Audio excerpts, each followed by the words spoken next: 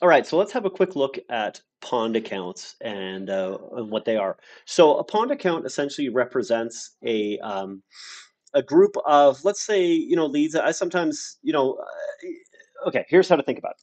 So pond accounts, often in leads and lead routing, there's something called a shark tank. So a shark tank means you get a lead, and the first person who kind of jumps on that lead, the shark gets it, and that's there. So this is why this is kind of called a pond account, because you won't put the best bait necessarily. It could be the best bait, but the idea here is you say here's where a shark could fish.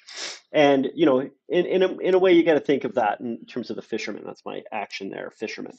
So what we're going to do, I'll walk you through kind of what you need to know about the pond account, and then I want to walk you through some of the back end stuff, just so you understand it, so in case you want to make any changes and those kind of things. So firstly, the pond account will be available for you up at the top of the screen. You'll see it's represented by this little drop of water.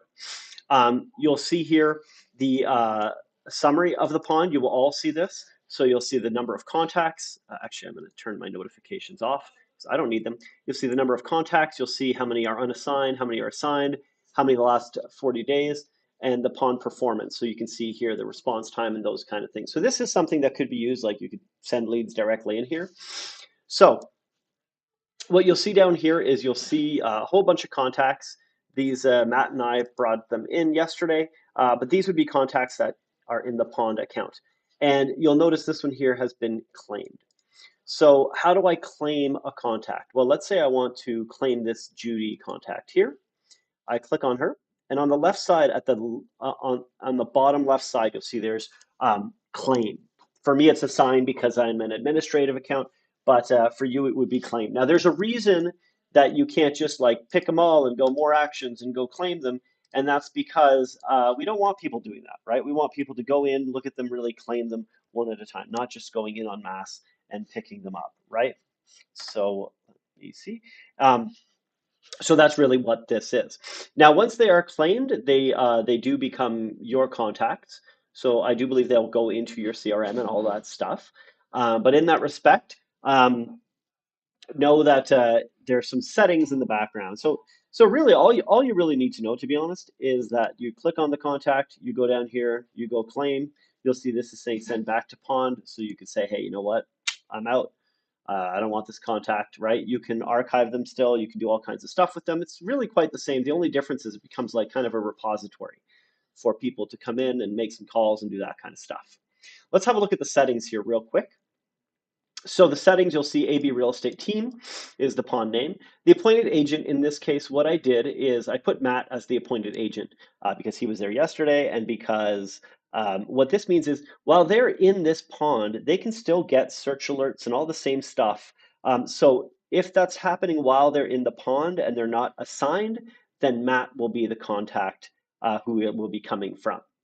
Now down here, you're going to see reclaiming rules. So you'll see contacts will be reclaimed uh, by the pond when one of the following occurs. So after claim, contact does not have a campaign assigned in 3 days. Contact has not responded to outbound communication after 3 days, or a number of past due calls, tasks. So none of these are on, but they could be on. So we could say, hey, you know what? If there's 3 outstanding tasks, then this contact's coming back to the pond. Next, you'll see requirements to keep the contact from being reclaimed by the pond. So it says here, you know what, we gotta try to contact them within 3 days. And down here it says if the contact status changes to actively contract client or closed, then it will not pull it back in. So essentially what that's saying is when you claim a contact, you better record some form um, of reach out attempt within 3 days. The notifications here you're going to get a notification when a new lead is available, when a lead gets revoked. And what you'll see here is, I don't know, I can't remove myself from it, unfortunately, because I'm an admin who created it.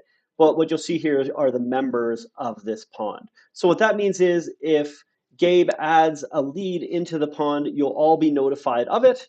And that way you'll know you can go and work that lead. So did I make any changes? No, I did not. So that's really all you need to know. So you'll see it up here at the top from the Smart CRM. You'll see it up here at the top. And again, you can do all the same stuff you would on a normal contact. The only difference is that it's in the pond. To claim a contact again, just click on the contact, and on the left side, scroll down and you'll see this claim. It's going to be a blue button right here on the left side.